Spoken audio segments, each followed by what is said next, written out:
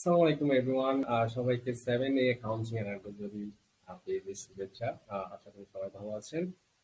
CNF business বাংলাদেশে অনেকগুলো CNF agent আছে, ক্লিয়ারিং অ্যান্ড ফরওয়ার্ডিং।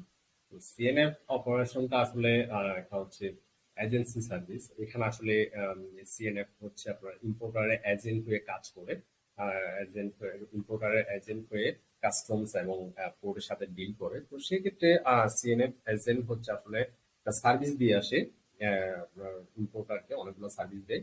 এই সার্ভিস গুলাকে সে আবার বিল করে ইম্পোর্টার থেকে তারা ইনভয়েস করে ওই যে বিলেবল অ্যামাউন্ট গুলা এক্সপেন্স হয়েছে সেগুলো কালেক্ট করে এবং একটা কমিশন ইনকাম করে সিএনএফ এজেন্টের।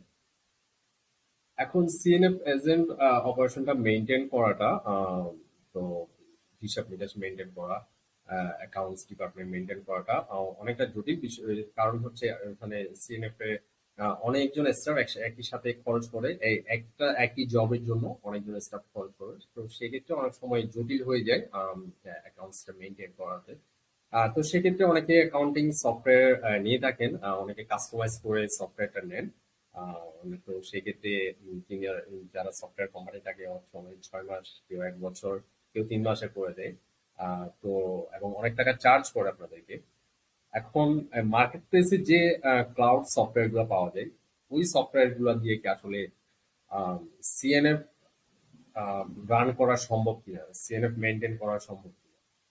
তো এরকমই কিছু টপিক আমরা আলোচনা করব এবং আমরা একটা ড্যামো দেখব, কুইক বুক ড্যামো দেখব সিএনএফ আসলে রান করা সম্ভব কিনা কুইক বুক অ্যাকাউন্টিং সফটওয়্যারের মাধ্যমে। তো আমরা কুইক বুকে যাই। এটা হচ্ছে কুইক বুকের ড্যাশবোর্ড। একটা আইডি এখানে ট্রায়াল রেজিস্ট্রেশন করা আছে। তো সিএনএফ এর অপারেশনটা হচ্ছে মেইনলি অ্যাডভান্স দেয় স্টাফদের, তারা বিভিন্ন জায়গায় খরচ করে একই জবে। প্রথমত বলে রাখি, সিএনএফ এর অপারেশনটা হচ্ছে আসলে জব ওয়াইজ জব ফাইল অনুযায়ী অপারেট করা হয়।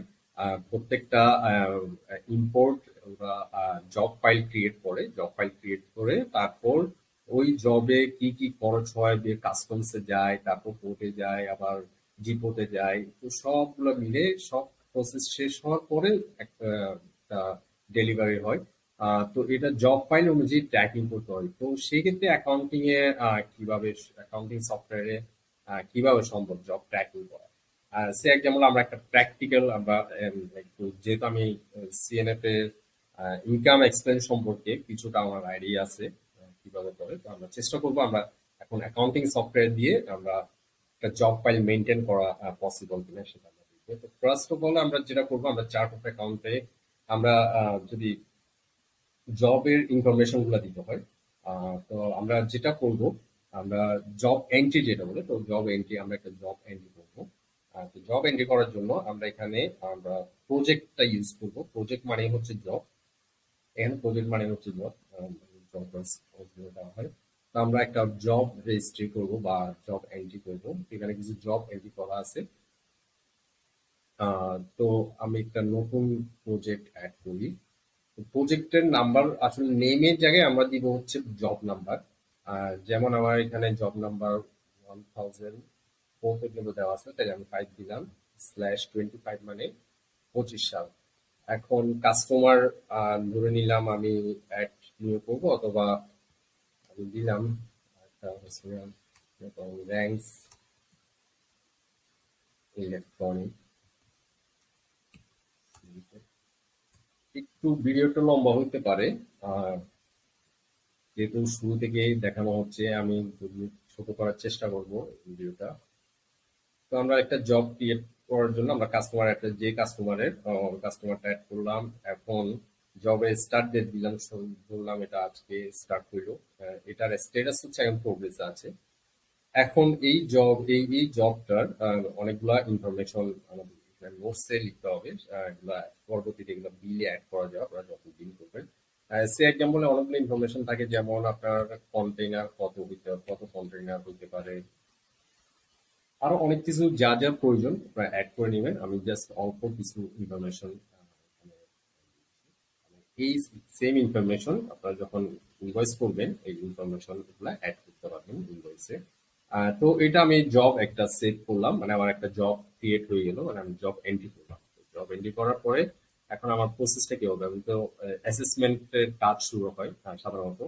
তো জব এন্ট্রি হলো, তো এখন অ্যাসেসমেন্টের কাজ হয়তো স্টার্ট হবে, দেন আরো অনেকগুলো প্রসেস থাকবে। তো সেক্ষেত্রে সিএনএফ গুলো কি করে, তাদের স্টাফদেরকে অ্যাডভান্স দিয়ে থাকে, হয়তো তারা ক্যাশ খরচ করে। তো সেক্ষেত্রে আমরা এখন অ্যাডভান্সটা ক্রিয়েট করার জন্য আমরা স্টাফ স্টাফদের নেম আপনারা অ্যাড করতে পারবেন। এখানে এমপ্লয়িজ এর অপশন আছে, যারা স্টাফ আছে আপনারা স্টাফের সিএনএফ আসলে হয়তো অ্যাডভান্স করবে স্টাফকে। তো অ্যাডভান্স যখন করবে তো আমরা ধরলাম আমরা এক্সপেন্স ক্রিয়েট করবো। এক্সপেন্স ক্রিয়েট করার জন্য হু ডু ইউ পে, এখানে হবে এমপ্লয়ি নেম, যে যাকে এমপ্লয়ি অ্যাডভান্সটা দিচ্ছেন। তো আমি এখানে একজন এমপ্লয়ি অ্যাড করা আছে, আমি ওকে ক্যাশ থেকে আমি অ্যাডভান্স পেমেন্ট করতেছি। আমি এটা হেড ক্রিয়েট করব হচ্ছে অ্যাডভান্স টু এমপ্লয়ি, আমরা হেড করব অ্যাডভান্স টু এমপ্লয়ি। তো এটা নাই, আমরা ক্রিয়েট করব। তো অ্যাডভান্স টু এমপ্লয়ি হেড করা হয়েছে, এবং এটা হবে আমার কারেন্ট অ্যাসেটে, যেহেতু আমরা লোন আকারে দিয়ে থাকি স্টাফদেরকে। তো সেক্ষেত্রে আমরা কারেন্ট অ্যাসেট হিসেবে এটাকে রেকর্ড করব।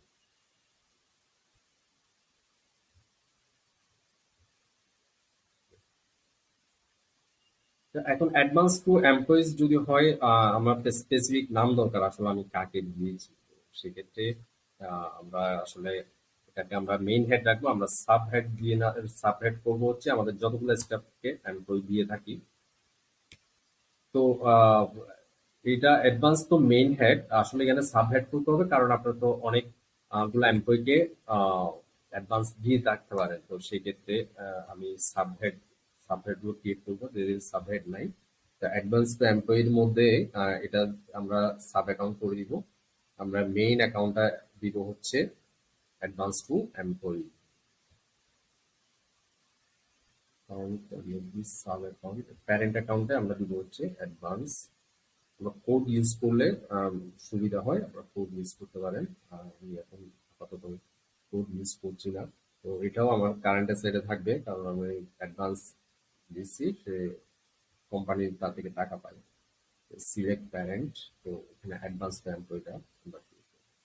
এখন এখানে যদি অ্যাডভান্স টু আপনি এখানে অ্যাডভান্স টু এমপ্লয়ির ক্ষেত্রে আপনার অনেকগুলা হেড, আপনার অনেকগুলা এমপ্লয়িকে অ্যাড করতে পারবেন। আপনার যদি 20 জন 30 জন এমপ্লয়ি থাকে অপারেশনের কাজ করে, তাদের নাম অ্যাড করতে পারবেন।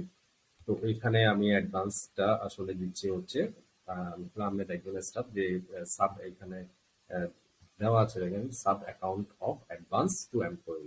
আমরা এটা সিলেক্ট করলাম, তো লিখলাম অ্যাডভান্স পেইড। তাহলে ধরলাম আমরা অ্যাডভান্স, ওকে অ্যাডভান্স করলাম 2 লাখ টাকা।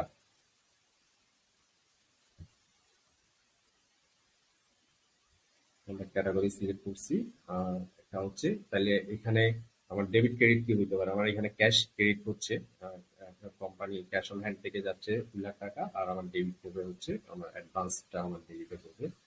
তো এটা আমরা সেভ করলাম। সেভ করার পর এটা আমরা একটু ব্যালেন্স শিটে দেখবো এটার আসলে ইম্প্যাক্টটা। তো এটা হচ্ছে অ্যাডভান্স টু এমপ্লয়ির মধ্যে,